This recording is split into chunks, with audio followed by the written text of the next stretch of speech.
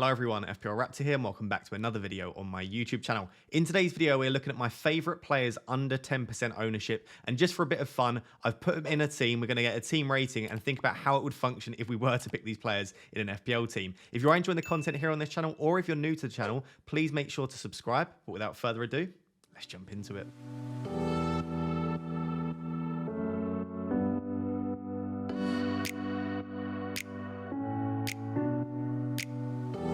A few things to caveat before we look at this team. Firstly, I would never advise, unless you're having a fun league with your friends where this is one of the rules, I would never advise picking a full 11 or full 15 in this case of differentials below a certain ownership. I do like the idea of taking the odd punt here and there, but I certainly wouldn't advise an entire team. And also, personally, just myself, I don't really look at ownership too much when I'm making my decisions. I think I try and pick the players that will get me the most points. As we'll discuss in tomorrow's video, I think it's a big tip is to try and ignore ownership as much as possible and to just pick the players that you think will do well.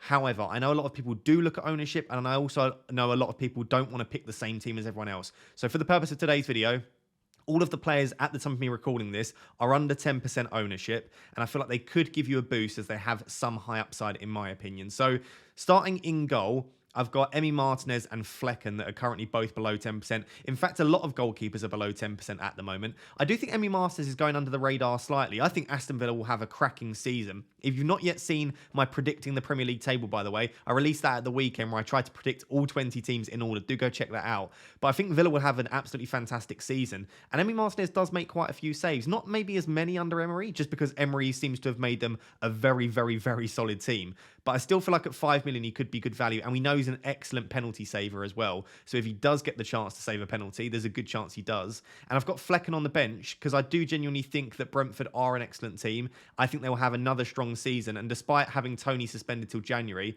I would hope and think that it wouldn't affect their defence too much. So I do like the idea of having Flecken at 4.5. Again, this is assuming that Raya leaves, because if he doesn't, then Raya would be first choice.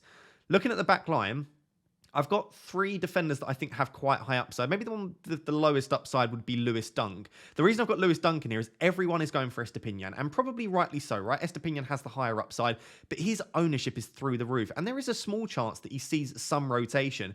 And also, his attacking output wasn't that crazy last season. His stats aren't that mind-blowing. Lewis Dunk is a goal threat, and we've seen it in the past. He likes to take the odd long shot, but he's also pretty good from corners as well. So I don't think it's out of the question to go for Dunk instead of Estepinian, and I also don't think it's out of the question if you don't necessarily fancy playing with the Zerbi roulette, which I think we'll have this season with the amount of attackers they have, going for both Dunk and Estepinian, because Brighton are pretty solid defensively. So maybe Lewis Dunk going slightly under the radar.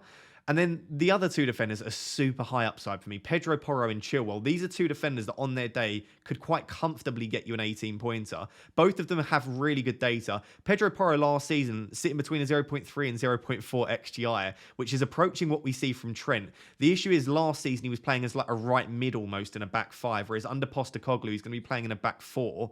And I just don't think he's going to, number one, he might not be as nailed because he's not a natural right back. He's more of a wing back. And also, I just don't think he's going to manage to get forward as much. But if he can, or even if he gets forward 75% as much as he did last season, he'll still be an excellent option at 5 million. So I've got Pedro Porro in a lot of my drafts, and I feel like he could be a really, really nice pick. And Chilwell's a similar one where the stats tend to be pretty good. Last season, a little bit of a drop-off to about a 0.2 XGI, but a player that always creates chances and has the opportunity to score goals as well. So I love the idea of Pedro Porro and or Chilwell. And the other reason that I like these 2 players, and you'll see there are more Spurs and Chelsea players later in this draft, is because Chelsea and Spurs both have a pretty big fixture swing in game week 3, where their fixtures become really, really good, especially game week 3 to game week 6. Both teams have exceptional fixtures, and you'll be slightly ahead of the curve if you already own either a Spurs player or a Chelsea player. So I really like that back 3. On the bench, I've got Pau Torres from Aston Villa.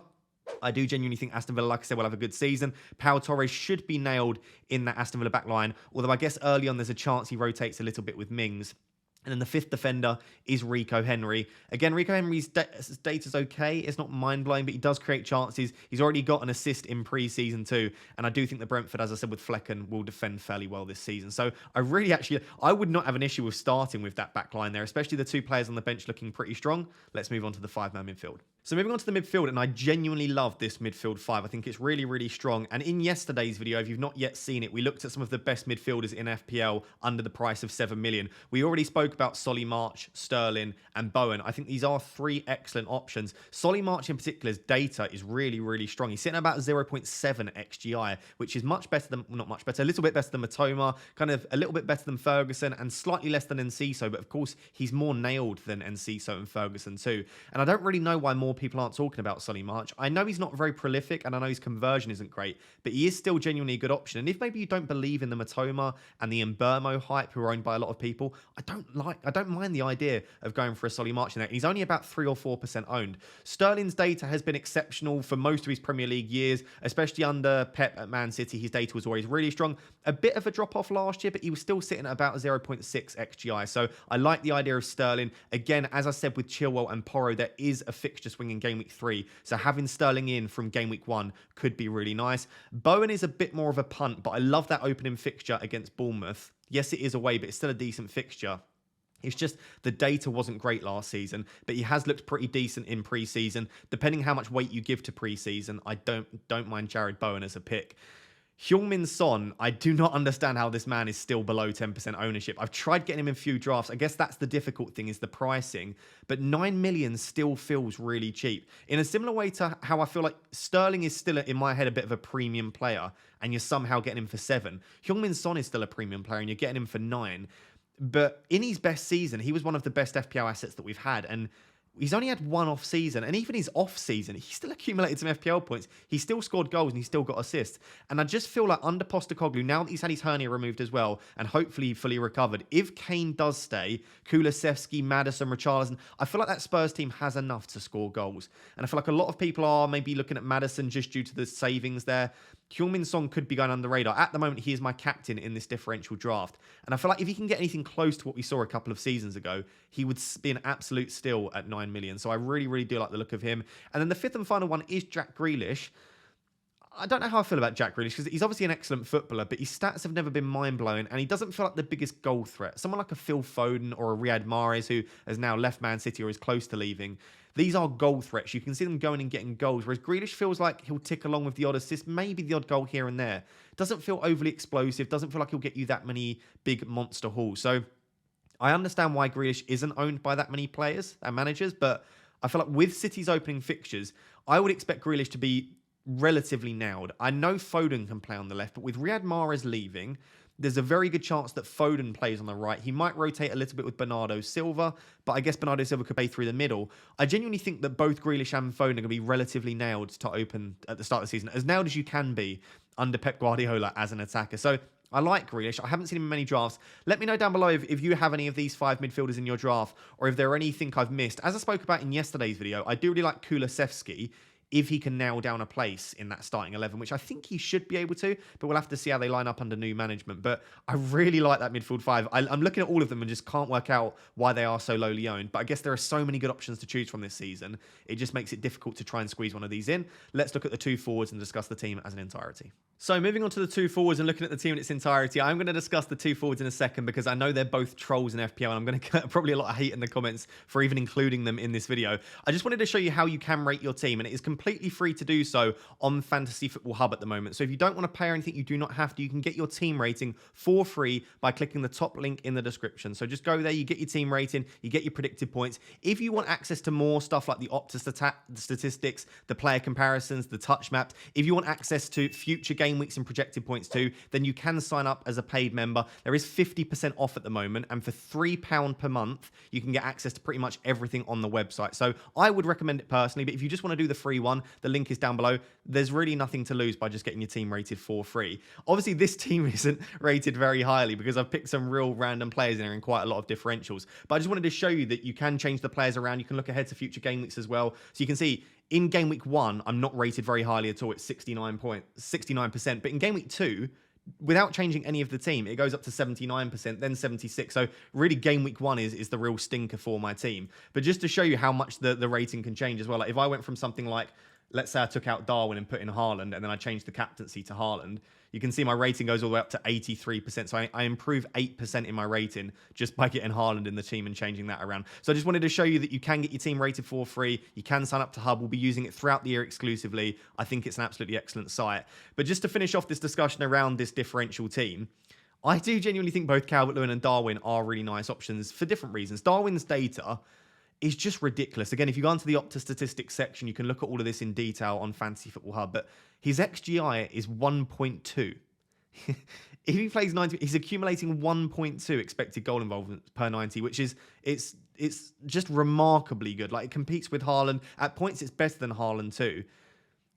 But he just didn't seem to finish much last year. But I don't think he's a poor finisher. I think it's a bit of a confidence thing. He also is acclimatized into the Premier League. So I feel like he's going to have a really strong season. He's just taken the number 9 shirt as well, which is interesting because he played large parts on the left last season, and we thought he might continue there with more of a maybe a Jota and Gakpo rotation through the middle. But taking the number 9, is he going to play through the centre a little bit more this season? And if so, he could be an absolute monster at 7.5. It gives you a route into the Liverpool attack as well. So let's see what happens pre-season. I really like Darwin as an option. You guys know I'm a bit of a Darwin fan, but he does need to improve his finishing. Calvert-Lewin is everything you would want in FPL, apart from the injuries. He's got really decent data, really good fixtures to open with. He's on penalties, and he's absolutely nailed. Those are the 4 things that you would want from a striker in FPL. If he was not injury prone, he would be in everyone's team at that price. You are just really taking a risk. And so far, we haven't seen him in pre-season. As far as I know, he's not injured.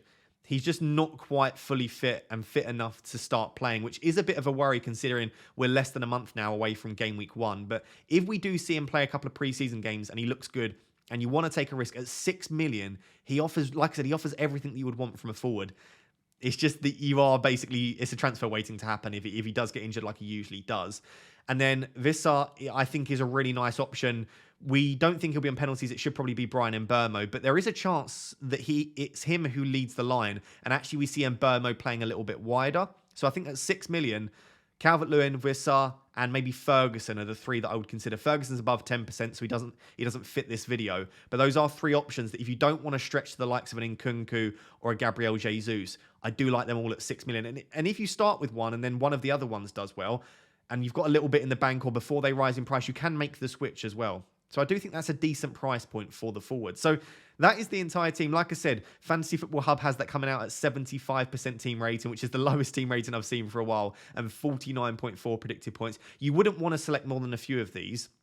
My favourites from this list, if we're going in defence, I think it probably is Pedro Porro, but I do like the look of Ben Chilwell as well. If we're looking in the midfield, I think Heung-min Son, Sterling, and March, those 3 middle players I like. I do like Bowen and Grealish, but Son, March, and Sterling I like. And then up top, I'm going to back my boy Darwin Nunez. After taking the number 9 shot, I do like the idea of him coming in and having a really, really strong season for Liverpool. So that is my differential 11. Let me know down below, are there any players under 10% ownership that you are currently considering for your team that you think I've missed? I would love to read through the comments and try and find some spicy differentials. So guys, there you have it. That is my differential 11. Some of the players under 10% ownership that I think could do very well for you this season if you're looking for a bit of a spicier pick. If you did enjoy today's video, please do drop a like. Make sure to subscribe as well. We are on the road to 80,000 subscribers before game week 1. And like I said, do check out Fantasy Football Hub. 50% off at the moment, but if you don't want to pay, you can also get your team rated for free at the moment as well. Until next time, thank you very much for watching.